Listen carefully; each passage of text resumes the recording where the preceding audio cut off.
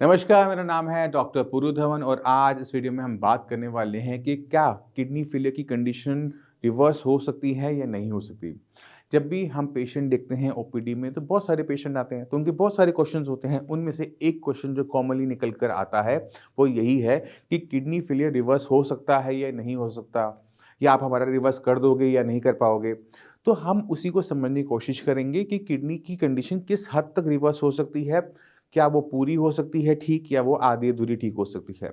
अब अगर हम ये समझना चाहते हैं तो हमें थोड़ा-सा किडनी के अंदर चल के देखना पड़ेगा कि किडनी को नुकसान किस टाइप का होता है जब बीपी या फिर शुगर बढ़ जाता है। क्योंकि बीपी और शुगर 80% कारण है किडनी खराब करने का, तो इन्हीं को आज हम डिस्कस करेंगे। तो मान लो कि आपका बीपी बढ़ता है। जब बीपी बढ़ता है तो ब्लड आपकी किडनी के अंदर स्पीड से एंटर करता है, प्रेशर से एंटर करता है, और ये जो प्रेशर आ रहा है पीछे से वो किडनी के अंदर जो छोटी-छोटी कैपिलरीज़ होती है, जो नेफ्रॉन्स तक खून साफ करने के लिए ले जा रही होती हैं, वो डैमेज होनी शुरू हो जाती है। अब डैमेज होने का मतलब है ये कि वो मोटी हो जाती है, उनमें ब्लड कम फ्लो करना शुरू कर देता है। अब इससे नुकसान क्या होता है कि किडनी के अंदर ऑक्सीजन सही तरीके से सप्लाई नहीं हो पाती, खाना है वो नहीं पहुँच पाता, जिसकी वजह से हम देखते हैं कि किडनी के अंदर हिस्सा स्क्लेरोस्ड होना शुरू हो जाता है। और कितना परसेंट किडनी स्क्लेरोज़ हो गई है, कितने परसेंट डेड हो गई है, उसको जानने का सिर्फ़ एक तरीका है, वो है किडनी बायोप्सी। तो जिन लोगों की किडनी बायोप्सी हो चुकी है, वो अपनी रिपोर्ट्स को निकाल सकते हैं। तो उसमें लिखा होगा कि 30%, 40%, 50% कुछ भी इतना पार्ट है, वो स्क्लेरोज़्ड हो गया है। स्क्लेरोज़ मतलब आप मान लो कि डेड। अब ये जो एकदम डेड नहीं होता और एकदम ब्लड सप्लाई बंद नहीं होती, तो वो धीरे-धीरे बंद हो रही होती है। आप खाना कम दोगे तो क्या होगा? वो वीक हो जाएगा। खाना पूरा बंद कर दोगे तो वो कुछ टाइम में मर जाएगा।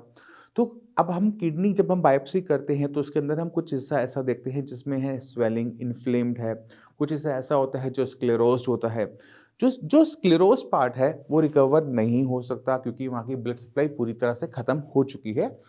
अगर उसे रिकवर होना होता है तो उसे लंबा टाइम लगता है। मगर जो इन्फ्लेम्ड पार्ट है जहाँ पे ब्लड सप्लाई प्रॉपर नहीं जा रही थी, वहाँ पे ब्लड सप्लाई प्रॉपर होने से वो वाला पार्ट बहुत तेज़ी से रिकवर कर जाता है। क्योंकि जैसे अगर आप बीमार होते हो तो आप काम नहीं कर पाते, अगर आप डेड हो जाते हो तो भी काम नहीं कर पाते। तो बीमार वाला हिस्सा वापस काम पर आ जाएगा, डेड वाला हिस्सा वापस काम पर नहीं आ पाता। तो जब भी कोई पेशेंट किडनी फेलियर का आता है, तो हम उसकी रिपोर्ट देखते हैं। तो रिपोर्ट में कितना क्रेटिनिन लेवल आ रहा है, उससे एक रफ आइडिया मिल जाता है कि कितने परसेंट किडनी की फंक्शनिंग को वापस लेकर आया जा सकता है। जैसे मान लो कि किसी का भी क्रेटिनिन लेवल 5 है ना? अब वो दिखने में तो सिर्फ 5 है, बट हमें पता है कि किडनी जो है 70% प्लस में काम करना बंद कर चुकी है।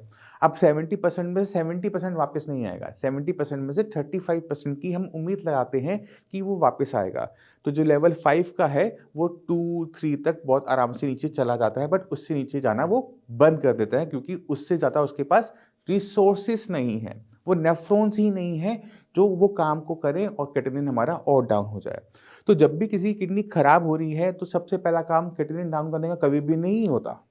पहला हमेशा ये होता है कि किडनी जो खराब हो रही है वो और खराब ना हो। जैसे मैंने आपको बताया क्रेटिनिन लेवल 5 है, 70% खराब है। इस लेवल पर भी पेशेंट को किसी टाइप का सिम्पटम अपनी बॉडी के अंदर देखने को नहीं मिलता। छोटे-मोटे सिम्पटम आ जाए अलग बात है, बट मैक्सिमम पेशेंट में नहीं देखने को मिलता। ये जो 30% किडनी बची हुई है ना, पहले इसको बचाए रखना है। किससे बचाए रखना है? बीपी, शुगर से बचाए रखना है। तो हर किडनी फेलियर पेशेंट को पहले अपने आप से सवाल पूछना चाहिए कि मेरी किडनी क्यों खराब हो रही है? अगर मेरी किडनी बीपी से खराब हो रही है या शुगर से खराब हो रही है, तो क्या वो आज की तारीख में कंट्रोल में है या नहीं है? अगर वो कंट्रोल में नहीं है, तो उसे कंट्रोल में लेकर आओ किसी भी कीमत पर। वरना आप उसको सोचोगे कि क्रेटिनिन डाउन कर लूँ और उधर से किडनी खराब होती रहेगी। क्रेटिनिन अगर डाउन हो भी गया, तो महीने 2 महीने में दोबारा बढ़ जाता है और पेशेंट की कंडीशन और खराब हो जाती है। तो ऐसी गलतियाँ जो most of the kidney failure का पेशेंट करते हैं, इस वीडियो को देखने के बाद आप लोग मत करना। आप हमेशा अपनी किडनी को पहले और खराब होने से पहले रोको, फिर उसके बाद आप सोचो कि किस तरह से मैं इसको वापस लेकर आ सकता हूँ। तो किडनी कुछ हद तक रिकवरेबल है, बट अगर किडनी डेड हो चुकी है, स्क्लेरोज़्ड हो चुकी है, अंदर का हिस्सा मर चुका है, तो उसके रिकवरी के चांसेस ना के बराबर होते हैं। इसी तरह से हम डायबिटीज़ के बारे में बात कर लेते हैं। जब किसी की ब्लड शुगर लेवल बहुत ज़्यादा बढ़ते हैं, तो क्या होता है कि जो हमारी छोटी-छोटी कैपिलरीज़ हैं, वो वीक होनी शुरू हो जाती है, वो खराब होनी शुरू हो जाती है, उनमें इन्फ्लेमेशन आनी शुरू हो जाती है। तो ऐसे पेशेंट जिनकी किडनी डायबिटीज़ से खराब होती है, अगर वो अपनी शुगर लेवल को ठीक कर लेते हैं और सही ट्रीटमेंट शुरू कर लेते हैं तो उनमें रिकवरी बीपी के पेशेंट के कंपैरेटिव में फास्ट देखने को मिलती है। तेजी से उनका क्रिएटिनिन लेवल डाउन होना शुरू हो जाता है। अब पेशेंट के माइंड में बहुत सारे और सवाल आ रहे होते हैं, नहीं मेरे डॉक्टर तो बोल रहा है कि क्रिएटिनिन डाउन नहीं हो सकता। आपको मैं आज बहुत सारी रिपोर्ट्स दिखाता हूँ, उससे आपको बहुत क्लियर आइडिया मिल जाएगा कि ये हो सकता है, ये नहीं हो सकता, ठीक है? और इस वीडियो के ख़त्म होने के बाद मैं चाहता हूँ कि इस चैनल पे जितनी भी टेस्टिमोनियल्स हैं पेशेंट के, उनको भी आप देखना, तो आपको बहुत क्लियर कट आइडिया मिलेगा कि किस तरह से क्रिएटिनिन को डाउन किया जा सकता है अगर हमारी अप्रोच किडनी को लेके ठीक है। और आज मैं आपको मिलवाना चाहता हूँ मोहम्मद कालिम से। मोहम्मद कालिम, आपको किडनी की दिक्कत कब शुरू हुई थी? जी, मेरे को फरवरी से स्टार्टिंग था और राम मनोहर लोहिया से दिखा गए थे, तो वहाँ मेरे को खाली जांच हो रहा था, दवा ववा नहीं चल रहा था। अच्छा। फिर मैं बिहार चला गया, फिर बिहार से ट्रीटमेंट चालू किया, 1-2 महीना चला, फिर उससे ज़्यादा हो गया। तो फरवरी में आपका लेवल कितना था? 4.5 था। 4.5 था। जी। और फिर आपकी जब आरएमएल में ट्रीटमेंट लिया तो लेवल आपके बढ़ रहे थे, घट रहे थे? 9.49 था। 9.49 पहुंच गया था। जी। तो धीरे बढ़ते हुए फरवरी से लेकर नवंबर तक बढ़ता चला गया। जी, नवंबर तक बढ़ते चला गया। अच्छा, तो डॉक्टर ने कुछ बताया था कि किडनी क्यों खराब हो रही है? सिर्फ चेकअप हो रहा था, 2 से 2.5 महीना मेरा चेकअप हो रहा, उससे मुझे कोई फ़र्क नहीं पड़ा, तो मैं गांव भेजा। कुछ तो दवाई दी होगी साथ में? कुछ भी दवाई नहीं चला, कुछ भी नहीं दिया? आरएमएल में कुछ भी दवाई नहीं दिया, सिर्फ टेस्ट होता रहा। फिर मैं पटना के डॉक्टर को दिखाया, वहाँ जा कर के कुछ दवाई दिए तो कुछ कंट्रोल हुआ, तो ये चला गया, फिर कि कंट्रोल हो गया, तो फिर मैं जा रहा हूँ कमाने के लिए, घर पे बैठा कुछ नहीं होगा। अच्छा। वहाँ जाने के बाद गुजरात गया, गुजरात में जाने के बाद ज़्यादा हो गया।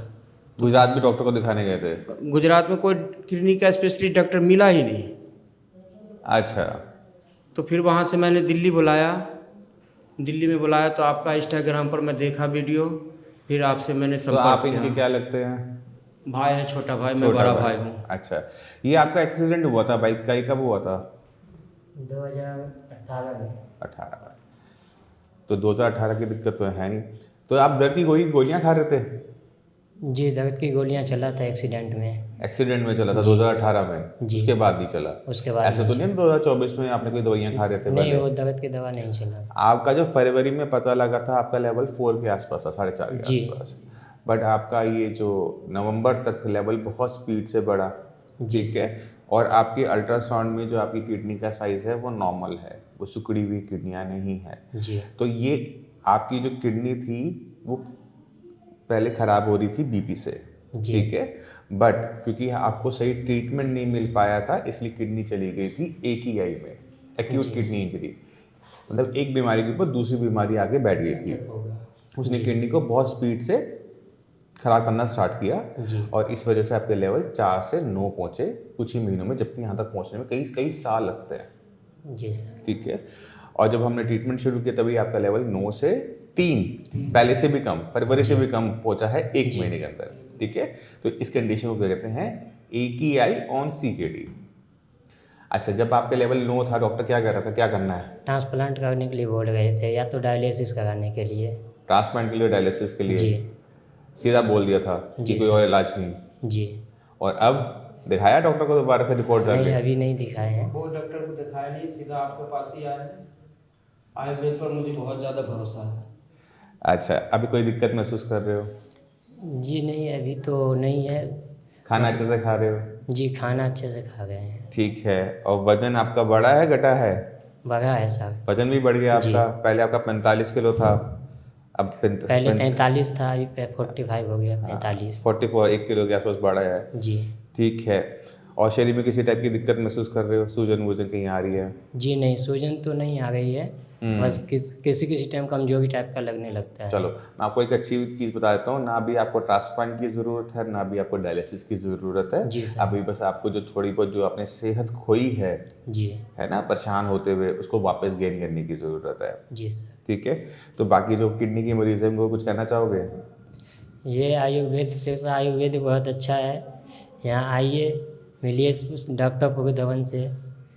आपके पास पुरानी रिपोर्ट है अपनी, पुरानी वाली, पिछली वाली? दिखाना एक बारी पैर में सूजन तो है नहीं ना? जी नहीं। जैसे कालिम जी बता रहे थे कि इनकी बहुत सारी जांचें हुई थी आरएमएल में, तो इनकी रीनल बायोप्सी भी हुई है। रीनल बायोप्सी के अंदर जैसे मैंने बताया कि किडनी जो थी वो स्क्लेरोस थी। स्क्लेरोस मतलब अंदर से सिकुड़नी शुरू हो गई थी, वो बीपी की वजह से होती है। बट जब वो उसमें हो रही थी तो उसमें एक बहुत बड़ा हिस्सा ऐसा था 30 to 35% patchy acute tubular injury, यानी किडनी जो थी बहुत स्पीड से ख़राब हो रही थी, जी। ठीक है, बहुत तेज़ी से ख़राब हो रही थी। अब जब आपका ये जो रिवर्सल हुआ है वो इसलिए हुआ है क्योंकि किडनी के अंदर जो एक्यूट पार्ट था, एक्यूट मतलब स्पीड से ख़राब जो हिस्सा हुआ था, जी। वो बहुत तेज़ी से रिकवर हुआ है। ना सिर्फ वो रिकवर हुआ है बल्कि जो आपका क्रॉनिक वाला पार्ट था उसमें भी रिकवरी देखने को मिली है। इसी वजह से पिछले महीने इनकी जो रिपोर्ट थी 3 नवंबर 2024, क्रिएटिनिन लेवल 9.49, ठीक है। अब ये इन्होंने टेस्ट करवाया था, अब का जो टेस्ट है उसमें इनके लेवल बदल के क्रिएटिनिन का लेवल 3.96 हो चुका है, ठीक है। यूरिया भी बहुत रिड्यूस हुआ है। पहले इनका यूरिया था 119, 120 के आसपास था, अब 60, बिल्कुल हाफ हो गया है। तो इतने बड़े बदलाव तब किडनी के अंदर आते हैं जब किडनी के अंदर जो सूजन वाला हिस्सा है वो ज़्यादा हो। अगर किडनी के अंदर हिस्सा मर जाता है तो वो रिकवर नहीं करता है।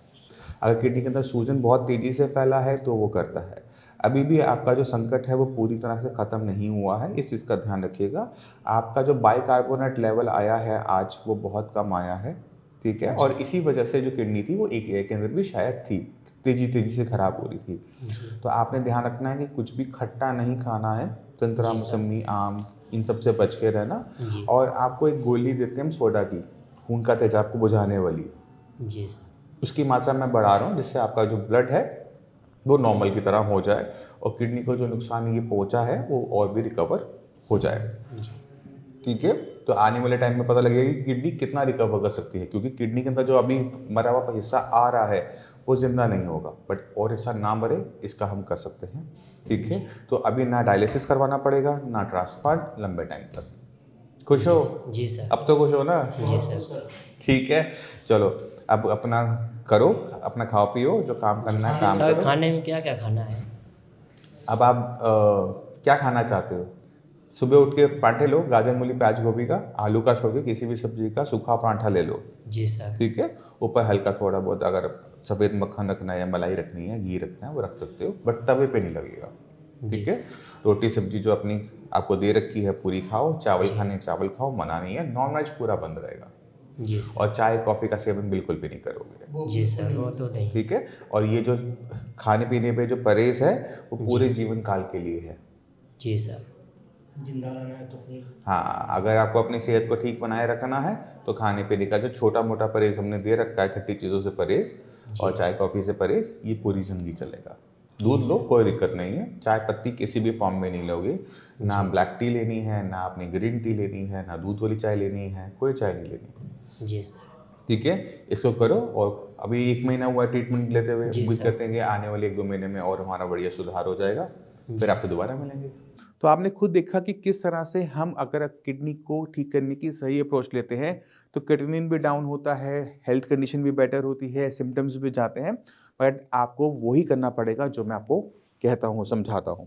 मैं उम्मीद करता हूँ इस वीडियो से आप काफ़ी कुछ समझ गए होंगे। फिर भी माइंड में कोई भी डाउट हो, कुछ भी पूछना चाहते हो, मोस्ट वेलकम, आप आके मिल भी सकते हैं। और इसी के साथ आप तो चलने की आगे चाहूँगा। मिलते हैं अगली वीडियो में, तब तक के लिए नमस्कार।